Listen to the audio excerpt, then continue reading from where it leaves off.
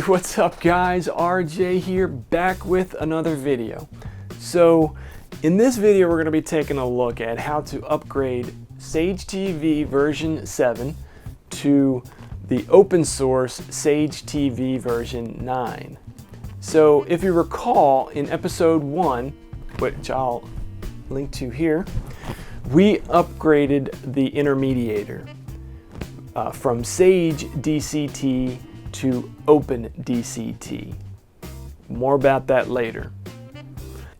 And then also in this episode we're going to be taking a look at moving the EPG information to Schedule Direct. So Schedule Direct is not a free service. It is a pay-for service, but it is very affordable. It's $25 a year, and I believe that gives you up to 5 program channel lineups, and it is directly integrated into version 9 of SageTV. The reason why I bring this up is on July 1st of this year, the SageTV EPG information service is being shut down. So after July 1st, you will no longer get your EPG information from Sage. So Google was gracious enough to keep that service going for what, like 5 years, 6 years. But the time has finally come where they are indeed shutting it down. So along with upgrading from version 7 to version 9, we're going to be also migrating over to Schedules Direct. So more about the OpenDCT. So after that video was uploaded, about 2 days after, I noticed that I had some missing recordings that were scheduled the previous night. So I went hunting, searching and digging, and I found that there is apparently what I believe a timing issue between OpenDCT and the Infinity 4 adapter when you sleep your machine. Now at first I was using a hibernation sleep cycle, which I believe is like the deepest sleep, and that was causing Sage, the OpenDCT, to crash. So I switched it to a standard sleep cycle, and while the OpenDCT doesn't crash, I'm still getting missing recordings. So the consensus was to upgrade from version 7 to version 9, which I had already planned on doing. That's what all this was about.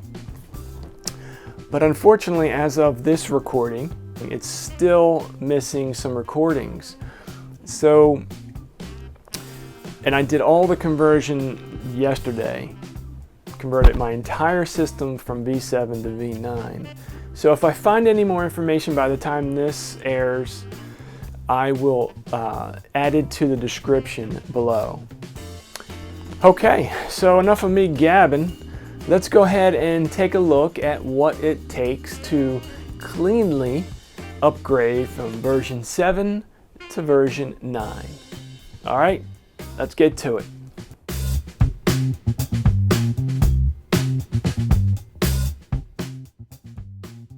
Okay guys, let's see if we can't get through this pretty quickly.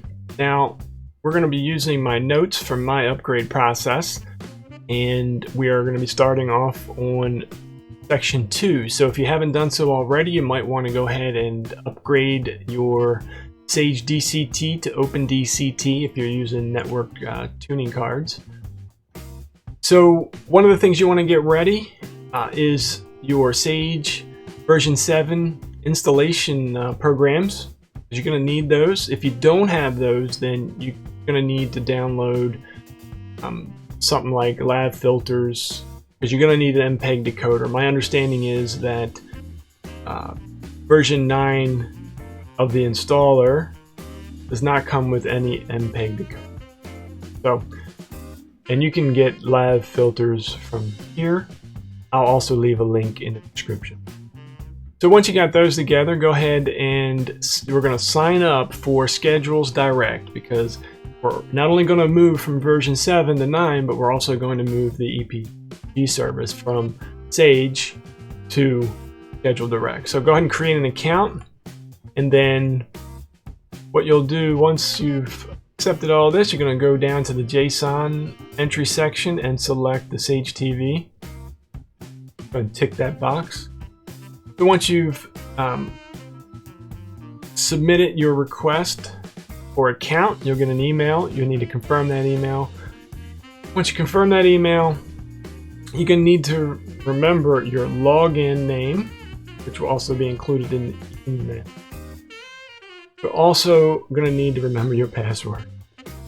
Alright, so and you have 7-day trial with the initial account startup under Schedule Direct. So you can make sure everything's working okay before you actually sign up. Again, it's like $25 for a year. Really affordable. Okay, so once we've signed up and got the account working, we're going to go ahead and stop the SageTV and OpenDCT services. And of course, you go into services. Let me see if I find services, and then just right click and stop and stop. Easy peasy. So from there, we're going to go ahead and back up your entire SageTV existing TV folder. So make sure you back that folder up. At the very least, make sure you back up your property, your sage.property and your Wix.bin files. You're going to need these files unless you plan on doing a bare bones clean install later on. Okay, so we've done the backup, so go ahead and perform the OpenDCT upgrade if you haven't done so already. You're going to go ahead and, after that's done, rename the SageTV folder to something like, I don't know, _ V7 is what I used. You're going to uninstall uninstall version 7 of Sage from the program menu.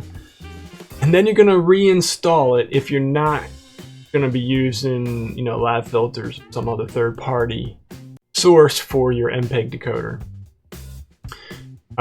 After that, go ahead and install Sage version 9. Follow the prompts.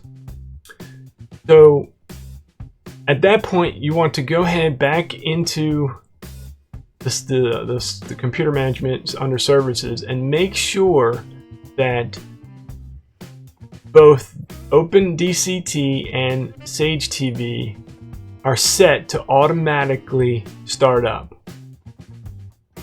In addition to that, you're going to want to make sure that they are not running. Neither one of them should be running.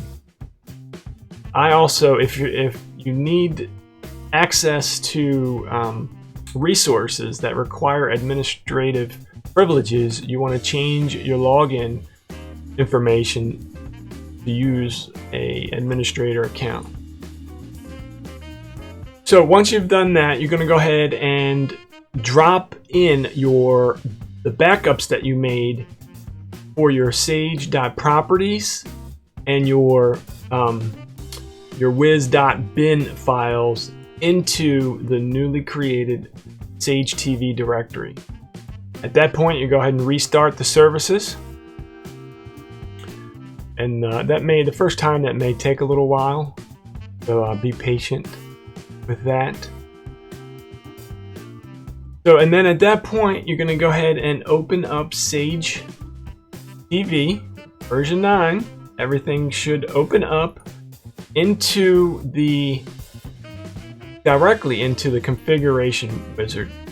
And basically, it should already have your previous settings. You just need to run through it. And then once you've done so, I'll quickly run through this. Should be pretty.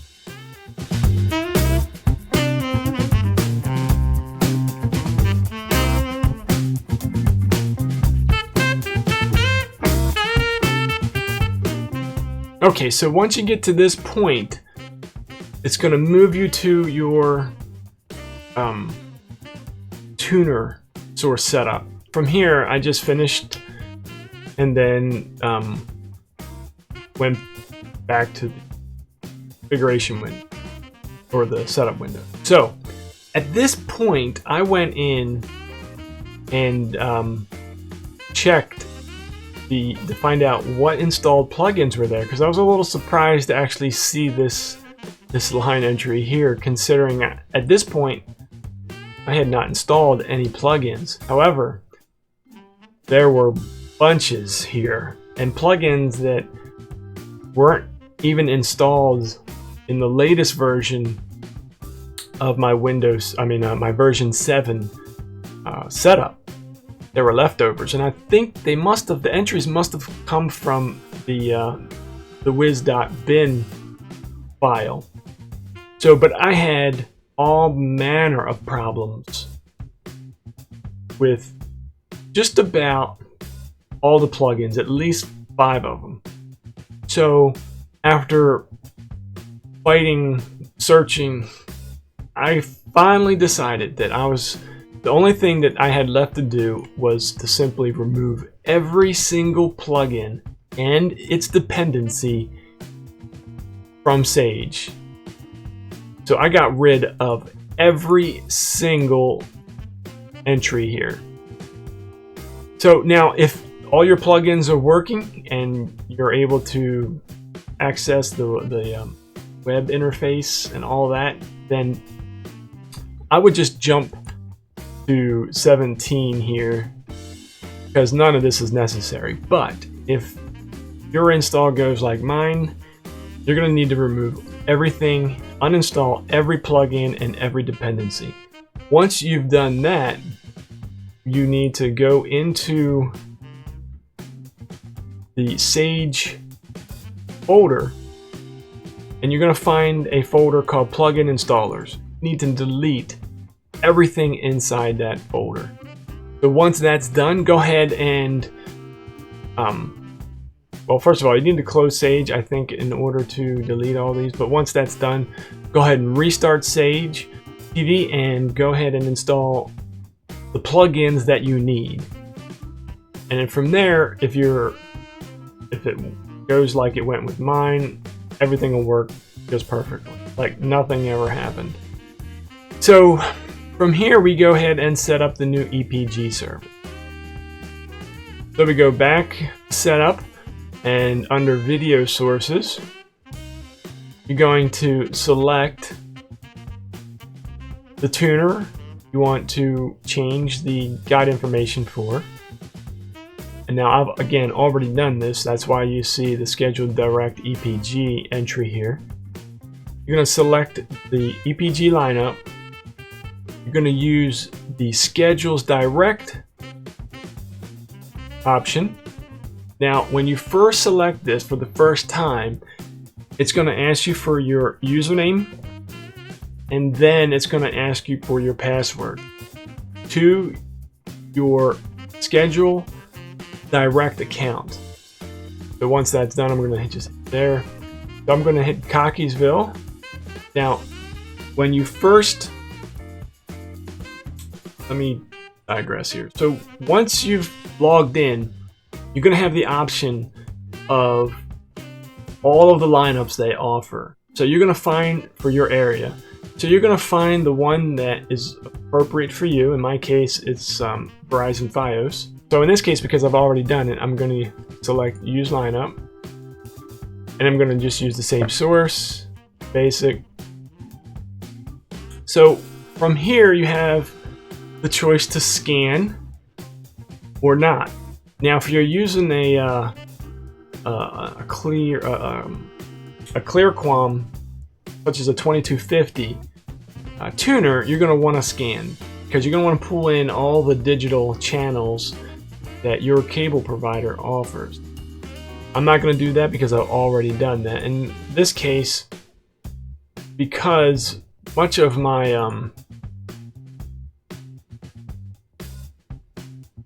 my 2250s only handle the ClearQuam over-the-air channels. Basically, I disabled all the channels in this lineup, and then I went back and re-enabled only the channels that I wanted. For instance, so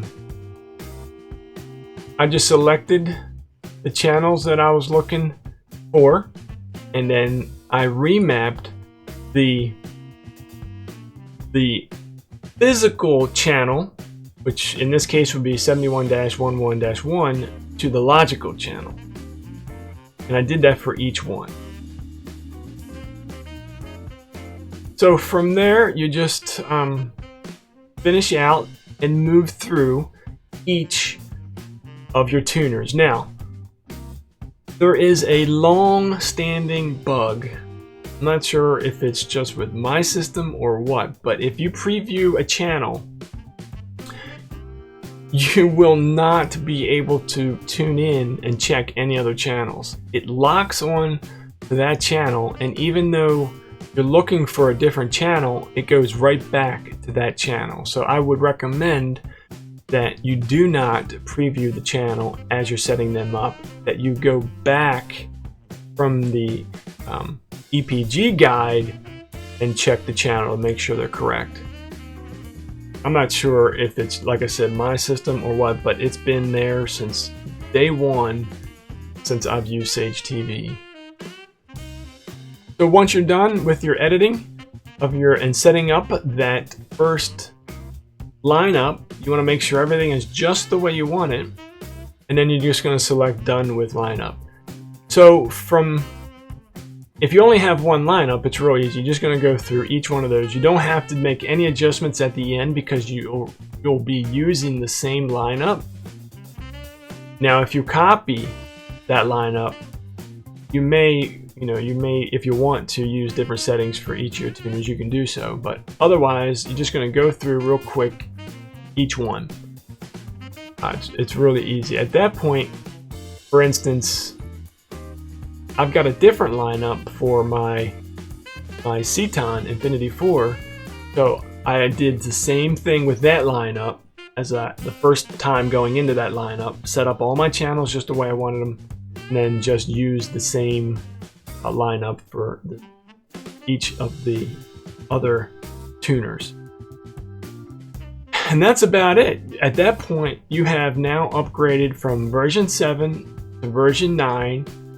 Not only that, you've switched your EPG information over to Schedules Direct.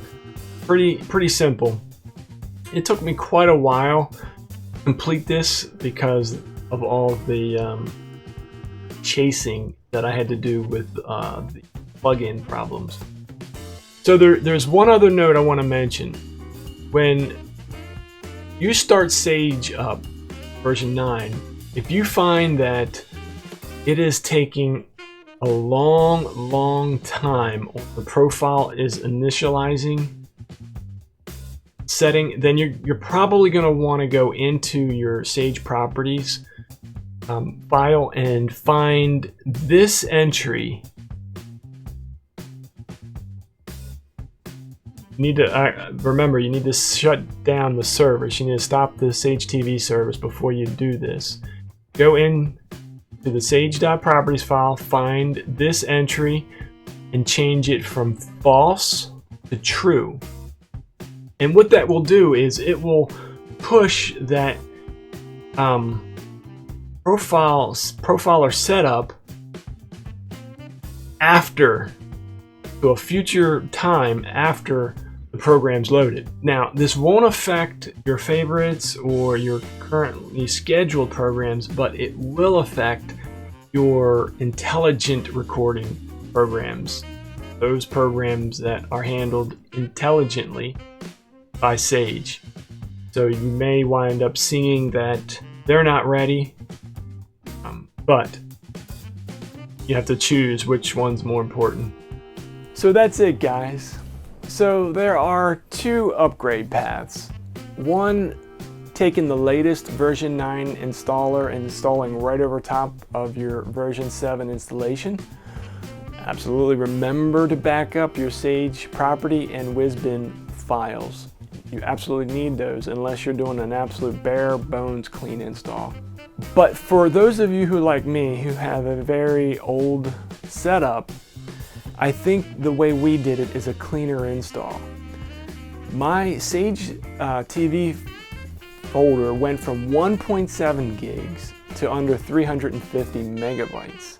So there is a ton of crap that builds up over the years. So again, if I find any more information about the OpenDCT and Infinity 4 issue, I'll leave that information in the description. So if you like this video and it helped you, give it a thumbs up. Subscribe if you're not already subscribed. That does help a lot.